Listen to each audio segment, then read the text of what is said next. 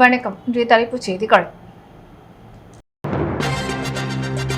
இந்து முன்னணி நிர்வாகி கொலை வழக்கு உறவினர் உட்பட 10 பேர் கைது.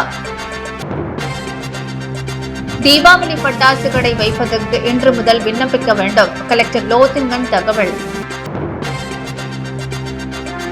ஆடி அமாவாசையை முன்னிட்டு புதுச்சேரி கடற்கரைகள் திதி தர்ப்பணம் கொடுத்த முன்னோர்கள் வழிபாடு. 20க்கும் மேற்பட்ட உற்சவ மூர்த்திகளை தரிசித்த மக்கள்.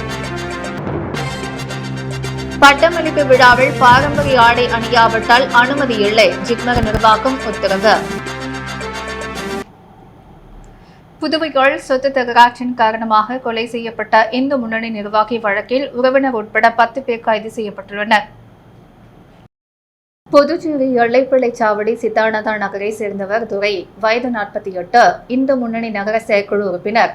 இவர் கனகரி ஏரி அருகே மணல் ஜல்லி விற்பனை செய்யும் தொழில் செய்து வந்தார். இவருக்கு ரேகா என்ற மனைவி, 2 மகன்கள், 1 மகள் உள்ளனர். துரை தனது வீட்டில் நடந்து வரும் கட்டுமான பணிக்காக நேற்று முன்தினம் தனது விற்பனை நிலையத்திலிருந்து மணலை ஏற்றிக் கொண்டிருந்த பொழுது அங்கு வந்த கும்பல் அவரை சராமரியாக வெட்டி கொலை செய்ததா. இதுகுறித்து ரெட்டியார்பாளையம் போலீசார் வழக்கு பதிந்து விசாரணை நடத்தினர். அதில் கொலை செய்யப்பட்ட துரையின் மனைவியான ரேகாவின் தாய் செல்வி இறந்துவிட்ட நிலையில் அவரது தந்தை திரு வெங்கடம் 2வது சித்ரா என்பவரை திருமணம் செய்துள்ளார்.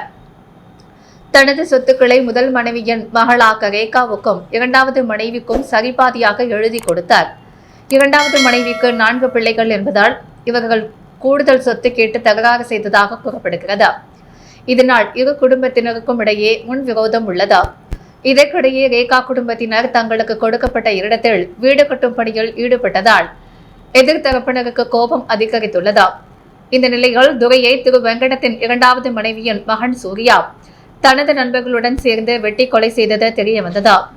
இதையடுத்து எல்லைப்பிள்ளைச்சாவடியை சேர்ந்த சூர்யா, வயது 23, நாகராஜ், வயது 25, குயவர்பாளையத்தை சேர்ந்த கௌதம், வயது 20, ஸ்ரீநாத், வயது 24, மணிமாறன், வயது 22, திண்டிவனத்தை சேர்ந்த நரேஷ்குமார், வயது 23, லாஸ்பேட்டை சேர்ந்த அருள் பிரகாஷ், வயது 25, கோவிந்தசாலை சேர்ந்த கிருஷ்ணகுமார், வயது 21, கொம்பாக்கத்தை சேர்ந்த டேனியால், வயது 22 மற்றும் 17வது சிறுவன் உட்பட 10 பேரை போலீசார் நேற்று கைது செய்தனர்.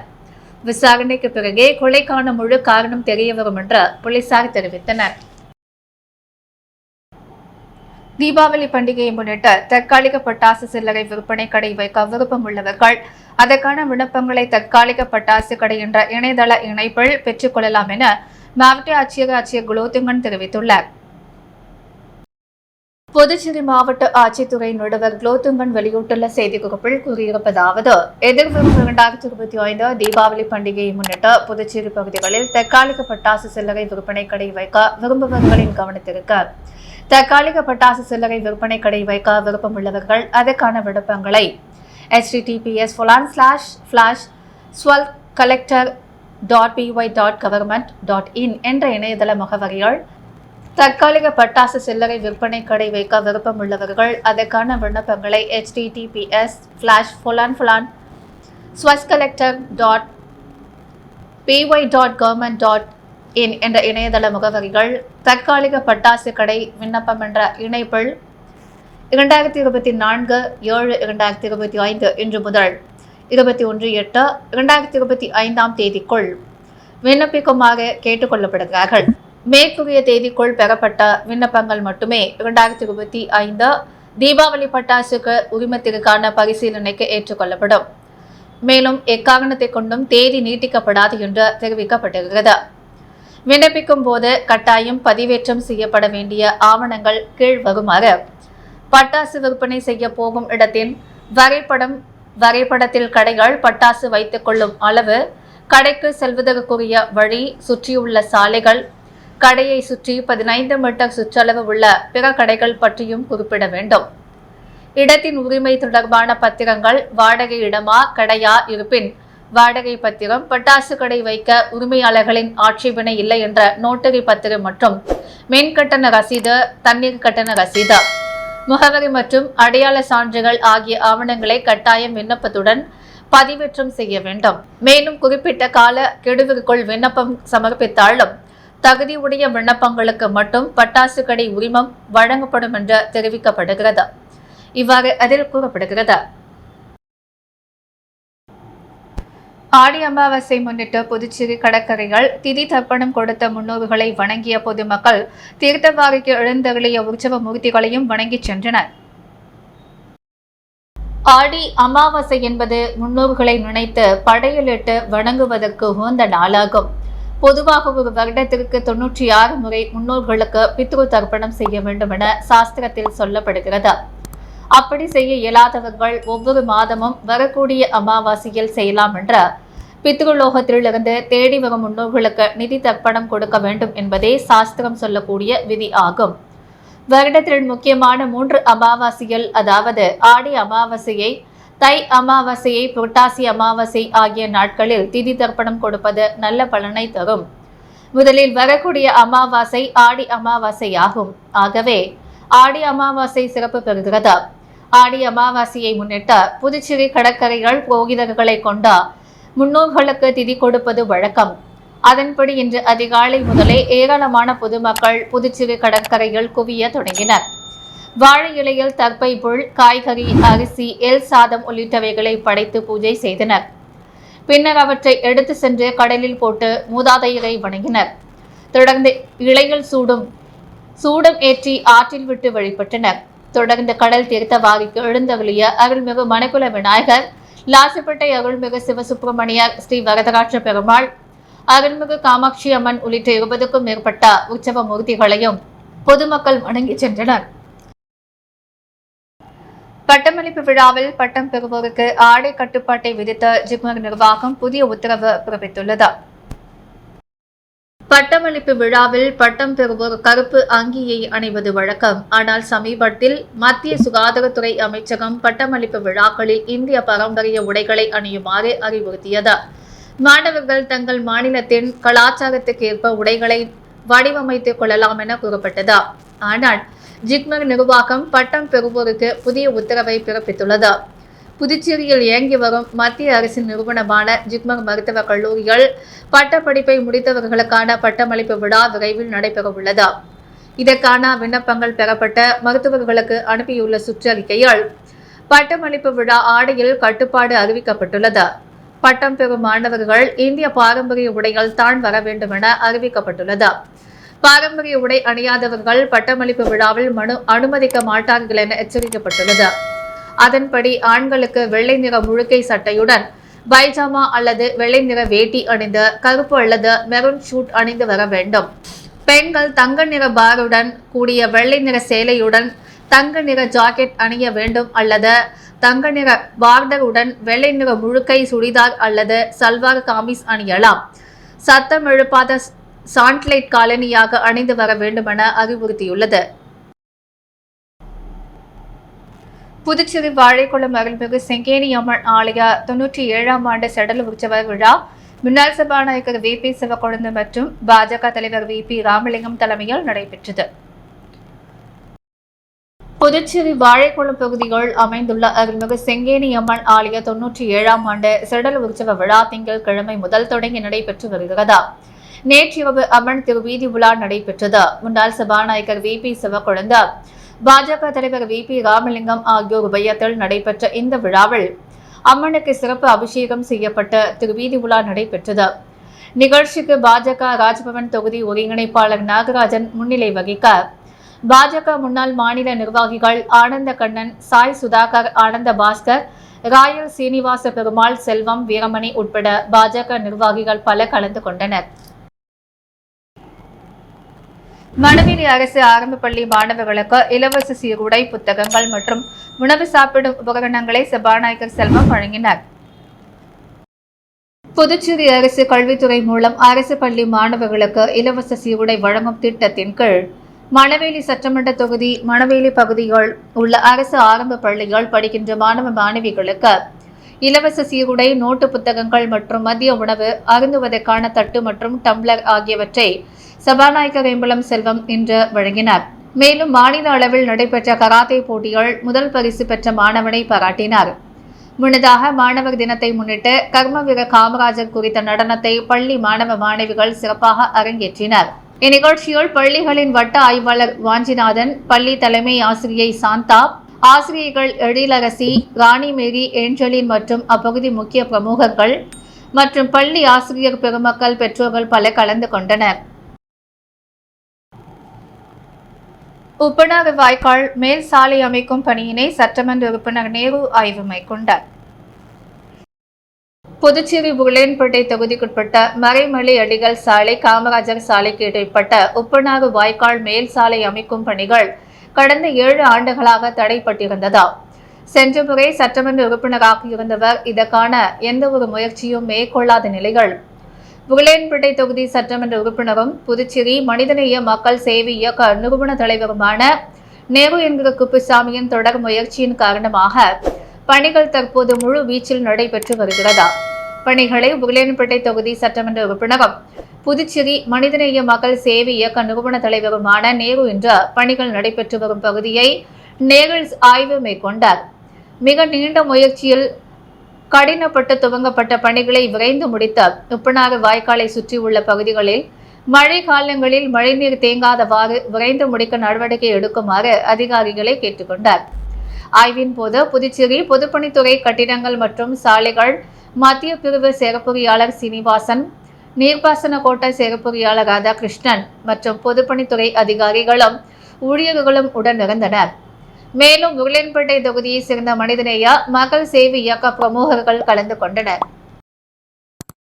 வெளிநாட்டு பெண் மருத்துவர் என கூறி பேஸ்புக் மூலம் பழகி புதுச்சேரி நபரிடம் 80 லட்சம் ரூபாய் மோசடி செய்த பெண் குறித்த சைபர் கிரைம் போலீசார் விசாரணை நடத்தி வருகின்றனர். புதுச்சேரி ஏம்பலம் பகுதியைச் சேர்ந்த ஆண் நண்பரிடம் SBI credit card rewards point களை திரும்ப பெறுதல் செய்வதற்காக கூறி மர்ம நபர் SMS அனுப்பி கார்டு விவரம் OTP-யை பெற்று ரூபாய் 73,084 மோசடி செய்துவிட்டார்.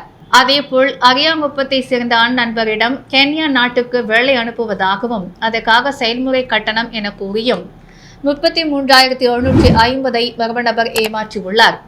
இதேபோல் புதுச்சேரி புதுக்குப்பத்தை சேர்ந்த ஆண் நண்பரிடம் வெளிநாட்டு டாக்டர் என கூறி பெண் ஒருவர் பேஸ்புக் மூலம் பழகியுள்ளார்.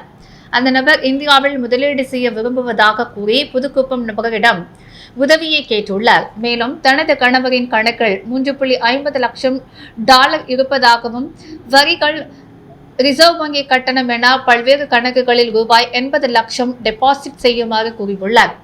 அதனை நம்பிய அவர் அந்த தொகையை அவர் கூறிய பல்வேறு வங்கி கணக்குகளுக்கு அனுப்பி வைத்துள்ளார். ஆனால் அந்த பெண்ணை தொடர்பு கொள்ள முடியவில்லை. அதன் பிறகே தான் ஏமாற்றப்பட்டது அவருக்கு தெரிய வந்தது. மேற்கண்ட சம்பவங்கள் குறித்து புகார்களின் பெயர்கள் புதுச்சேரி சைபர் கிரைம் போலீசார் விசாரணை நடத்தி வருகின்றனர். ஆடி அமாவாசையை முன்னிட்டு நடராசனார் அறக்கட்டளை சார்பாக பொதுமக்கள் 1000 நபர்களுக்கு அன்னதானம் வழங்கப்பட்டது. விளையனூர் ஏழை மாரியம்மன் ஆலயம் அருகே ஆடி அமாவாசையை முன்னிட்டு நடராசனார் அறக்கட்டளை சார்பாக அறக்கட்டளையின் நிறுவனரும் என்ஆர் காங்கிரஸ் பிரமுகருமான சரவணன் தலைமையில் சுமார் 1000க்கும் மேற்பட்ட நபர்களுக்கு அன்னதானம் வழங்கப்பட்டது. இதில் திரளான பொதுமக்கள் கலந்து கொண்டு அன்னதானம் பெற்று சென்றனர். நிகழ்ச்சிக்கான ஏற்பாட்டினை நடராசனார் அறக்கட்டளை நிர்வாகிகள் வெகு சிறப்பான முறையில் செய்திருந்தனர். ஆடி அமாவாசை முன்னிட்டு வேதபுரி பிரமாண சேவை மையத்தின் சார்பில் சிறப்பு தர்ப்பணம் கொடுக்கப்பட்டது. ஆண்டுதோறும் ஆடி அமாவாசையை முன்னிட்டு அதிகாலை முதல் பொதுமக்கள் தங்களது பித்ருகளுக்கு தர்ப்பணம் வழங்குவது வாடிக்கை. அதன்படி இந்த ஆண்டு முதல் வேதபுரி பிரமாண சேவை மையம் சார்பில் கடற்கரை சாலையில் சிறப்பு தர்ப்பணம் கொடுக்கப்பட்டது. பொதுமக்கள் தங்களது பித்ரு தோஷத்தினை நிவர்த்தி செய்வது எப்படி என்றும் மூதாதையர்கள் உரிய தர்ப்பணம் செய்வோர் அதனை எவ்வாறு செய்வது என்பதனை எடுத்து கூறியும் தர்ப்பணம் செய்தனர். இதுகுறித்து சாஸ்திரி வாசுதேவன் கூறும் பொழுது ஆடி முதல் மார்கழி வரை 6 மாதங்கள் பித்ருக்கள் பூலோகம் வந்து தங்குவதால் அவர்களை வரவேற்கும் வகைகளும் பித்ரு தோஷ நிவர்த்தினை செய்வது குறித்து விளக்கம் அளித்தார். முத்தியால்பேட்டை ஸ்ரீ பெரியபாளையத்தம்மன் ஆலயத்தின் 105ஆம் ஆண்டு ஆடி திருவிழாவில் 6ஆம் நாள் முத்துப்பள்ளக்கு நிகழ்ச்சி நடைபெற்றது. புதுச்சேரி முத்தியால்பேட்டை பெருமாள்பேட்டை வீதியில் எழுந்தருளியுள்ள அருள்மிகு ஸ்ரீ பெரியபாளையத்தம்மன் தேவஸ்தான 105ஆம் ஆண்டு ஆடி திருவிழா இந்த மாதம் ஜூலை 18 தொடங்கி 24ஆம் தேதி இன்று வரை சிறப்பாக நடைபெற்றது. இந்நிலையில் நேற்று 6ஆம் நாள் உபயத்தில் காலை 9 மணிக்கு அம்மனுக்கு சிறப்பு அபிஷேகம் தீபாராதனை நடைபெற்றது. இதனைத் தொடர்ந்து காலை 11 மணிக்கு அம்மன் சிறப்பு அலங்காரத்தில் காட்சியளித்து அருள் பாலித்தார். மதியம் 12 மணிக்கு தேவஸ்தான வாசலில் அன்னதானம் வழங்கப்பட்டது. இதனை அடுத்து மாலை 7 மணிக்கு முத்துப்பள்ளக்கு விமானத்தில் அம்மன் திருவீதி உலா நடைபெற்றது. 6ஆம் நாள் உபயதாரரான அருள்மிகு ஸ்ரீ பெரியபாளையத்தம்மன் தேவஸ்தான இளைஞர் குழுவினர் முத்துப்பள்ளக்கை விமானத்தில் அம்மன் திருவீதி உலா ஏற்பாடுகளை சிறப்பாக செய்திருந்தனர். அம்மன் திருவீதி உலா நிகழ்வில் தேவஸ்தான நிர்வாகிகள், இளைஞர் குழு மற்றும் ஊர் பொதுமக்கள் திரளாக கலந்து கொண்டனர். நடிகர் சூர்யாவின் 50வது பிறந்தநாளை முன்னிட்டு புதுச்சேரி மனிதநேய சூர்யா நற்பணி இயக்கத்தினர் சார்பில் ரெட்டியார்பாளையம் கருணை இல்லத்தில் இரவு உணவு வழங்கப்பட்டது.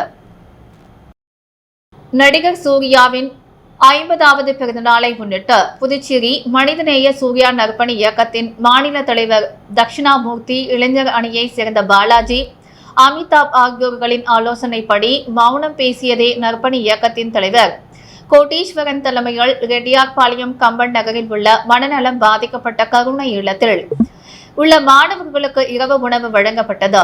இதில் மௌனம் பேசியதே நற்பணி இயக்கத்தில் பயணிக்கும் சூர்யா ரசிகர்கள் சேஷாத்ரி, சசிகுமார், விஜயகுமார், பிரித்திவ்ராஜ், மணிகண்டன், விக்கி, இளவழகன் மற்றும் விளையனூர் தொகுதியை சேர்ந்த பூக்கடை ராஜேஷ், சூர்யா ரசிகர்கள் பேட்டரி எழில், ஷாலு, ராமச்சந்திரன் உட்பட பல கலந்து கொண்ட நடிகர் சூர்யாவின் பிறந்தநாளை கருணை இல்லத்தில் கேக் வெட்டி மற்றும் மனநலம் பாதிக்கப்பட்ட குழந்தைகளுக்கு இரவு உணவு வழங்கி வெகு சிறப்பான முறையில் கொண்டாடினர். பவழக்காரஞ்சாவடி அருள்மிகு ஸ்ரீ பால விநாயகர் ஸ்ரீ நாகமுத்து மாரியம்மன் திருக்கோவிலில் ஆடி மாத பிரம்மோற்சவ விழாவில் திரளான பக்தர்கள் கலந்து கொண்டு சுவாமி தரிசனம் செய்தனர். புதுச்சேரி பவழக்காரஞ்சாவடி பகுதியில் அமைந்துள்ள அருள்மிகு ஸ்ரீ பால விநாயகர் ஸ்ரீ நாகமுத்து மாரியம்மன் திருக்கோவிலில் ஆடி மாத பிரம்மோற்சவ விழா நடைபெற்று வருகிறது. திங்கட்கிழமை அன்று கொடியேற்றி காப்பு கட்டுதல் நிகழ்ச்சியும், செவ்வாய்க்கிழமை அன்று அம்மனுக்கு அபிஷேக ஆராதனையும், புதன்கிழமையான நேற்று நாகமுத்து மாரியம்மன் சன்னதியால் ஊரில் பொங்கலிட்டு வர்ணனை செய்த தீபாராதனை காண்பிக்கப்பட்டது. இதில் திரளான பொதுமக்கள் கலந்து கொண்டு அம்மனுக்கு பொங்கலிட்டு தங்களது வேண்டுதலை நிறைவேற்றி நேர்த்தி கடனை செலுத்தினர். தொடர்ந்து இரவு விநாயகர், முருகர், நாகமுத்து மாரியம்மன் ஆகிய சுவாமிகள் மின் அலங்காரத்துடன் திருவீதி உலா சிறப்பாக நடைபெற்றது. இதில் பக்தர்கள் திரளாக கலந்து கொண்டு சுவாமி தரிசனம் செய்தனர். நிகழ்ச்சிக்கான ஏற்பாட்டினை கௌரவ தலைவர் விஜய நேரு, தலைவர் சிவசண்முகம், துணைத் தலைவர்கள் கணேஷ் பிரபு, ரவி சங்கர், பொதுச் செயலாளர்கள் காமராஜ், ஆறுமுகம், செயலாளர்கள் தங்கதுரை, வெங்கட்ராமன், சங்கரலிங்கம், விஜய், ஆனந்த், பொருளாளர்கள் லோகநாதன், அருண்ராஜ், மதன், உறுப்பினர்கள் மோகன், ரவிச்சந்திரன், செல்வம் மற்றும் ஆலய நிர்வாகத்தினர் மற்றும் பவழநகர் ஊர் பொதுமக்கள் வெகு சிறப்பான முறையில் செய்து வருகின்றனர். புதுச்சேரியில் இன்று தங்கம் மற்றும் வெள்ளி விலை நிலவரம்.